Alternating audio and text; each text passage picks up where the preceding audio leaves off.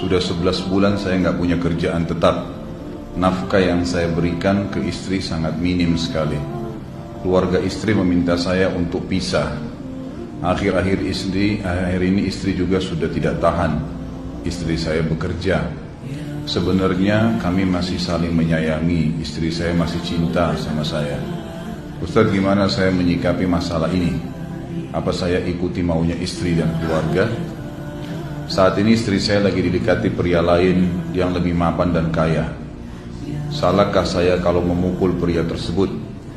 Karena pria itu telah mengambil kesempatan dalam kesempitan rumah tangga kami. Ustaz minta amalan atau wirid untuk melapangkan rezeki. Ini ada hubungannya sama tema nggak ini? Hah? Jawab atau enggak? Kasihan. Ya udahlah, kena malam terakhir ya.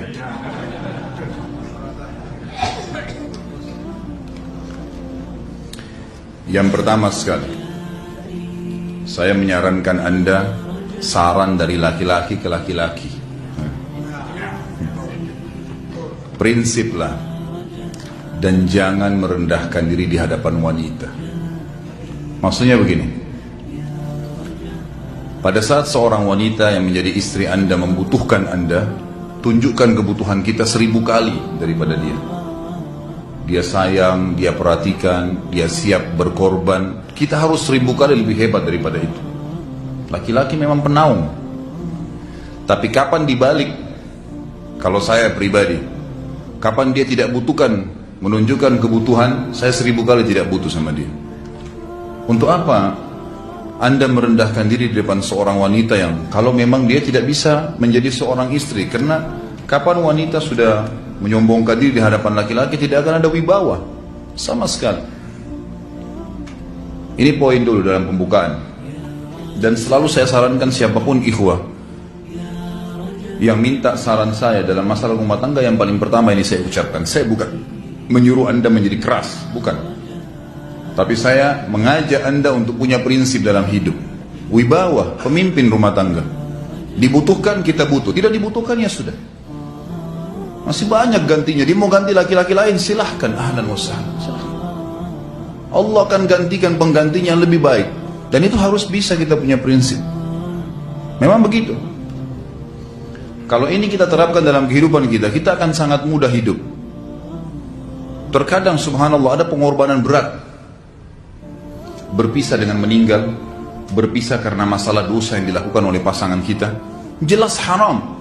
Kalau ada seorang istri hanya karena masalah suaminya kekurangan ekonomi mau berhubungan sama laki-laki lain, wanita apa ini?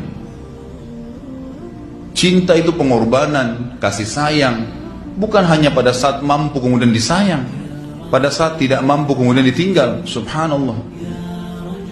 Hati-hati, hukum Allah subhanahu wa ta'ala berlaku. Akhwat yang jadi istri, ikhwah yang jadi suami, harus tahu pasangan kita itu punya Tuhan sebagaimana kita punya Tuhan yang sama. Dan Allah itu maha adil. Memang dalam kehidupan kita ada naik turunnya. Dan makna cinta adalah pengorbanan. Itu sebenarnya. Kalau hanya kita kantongnya lagi penuh kemudian disuka sama istri, pada saat lagi tipis, lagi masalah kemudian dia mau berhubungan sama laki-laki lain, na'udzubillah min dzalik. Wanita apa ini? Kalau saya tidak naungin. Kalau saya nggak naungin. Kamu mau sama dia silahkan.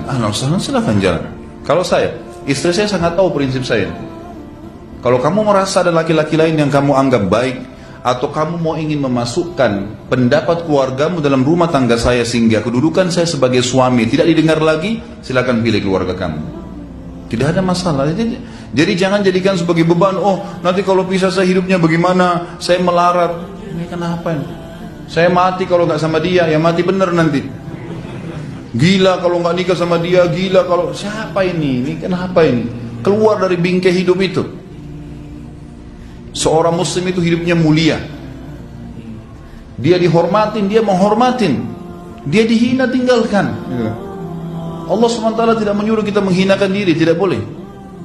Kalau wanita ini misalnya, istri ini yang dikatakan tadi masih mencintai suaminya, dia hanya sekedar minta kerja, ya, garis bawahi kalimat ini ya, dia hanya sekedar minta kerja untuk membantu nafkah rumah tangga, ahlan wa sahlan, jempol, nggak masalah, bagus itu.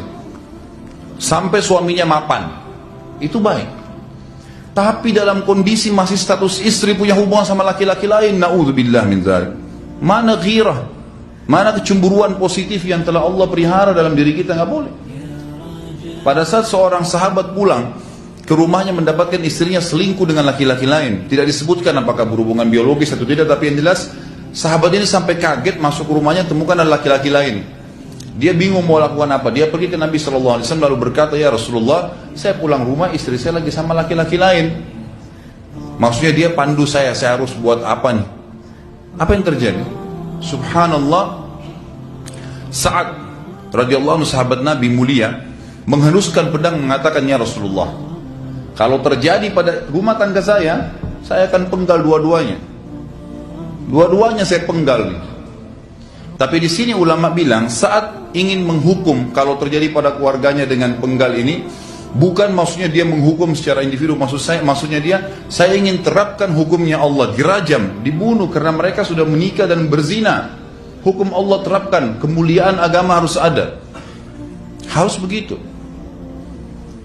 Seorang istri yang mau tinggal di bawah naungan kita sementara kita sudah berkorban di bawah terik matahari, sudah bekerja, sudah memilih dia dari sekian banyak wanita, kemudian dia mau berkorban, hormatin dia, junjung dia, lindungin dia, rangkul dia, gitu kan? Bela dia, memang harus begitu. Tapi kalau masih dalam naungan, kemudian sedikit himpit masalah ekonomi lalu berhubungan sama laki-laki lain, naudzubillah, jangan dipertahankan, berbahaya sekali, gitu kan? Jangan Anda menjadi laki-laki lemah gitu. Saya kemarin ditelepon oleh dua orang sekaligus, subhanallah. Sahabat dekat telepon kepada saya, laki-laki. Ustaz, maaf mau ngomong sebentar. Baik, silahkan. Ustaz, saya ini, istri saya pulang ke rumah ke kampung ayahnya ibunya karena alasan mengurus ayah dan ibunya. Akhirnya saya sama anak-anak ditinggal di sini sendiri. Setiap kali saya panggil pulang, dia bilang, sudahlah saya nggak mau pulang. Kalau mau nikah lagi silahkan.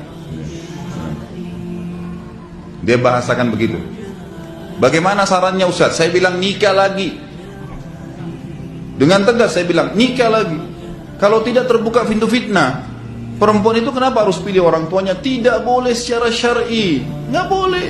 Sudah menerima akad nikahnya seorang laki-laki, laki-laki itu yang dinomorsatukan di atas ayahnya, nggak ada alasan.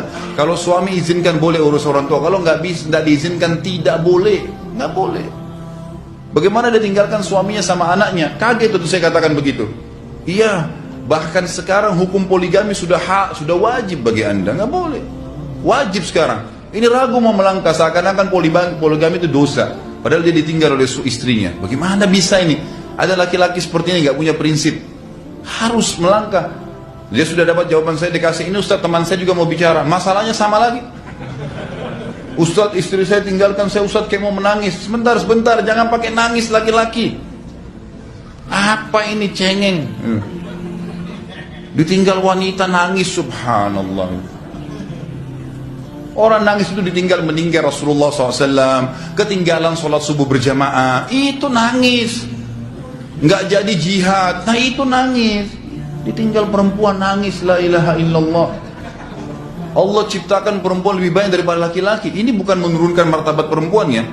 Artinya harus seorang pemimpin itu punya wibawa. Nggak bisa, kalau nggak akan dianggap remeh nanti. Istri itu dinaungin, dilindungin, dididik, diberikan haknya ia.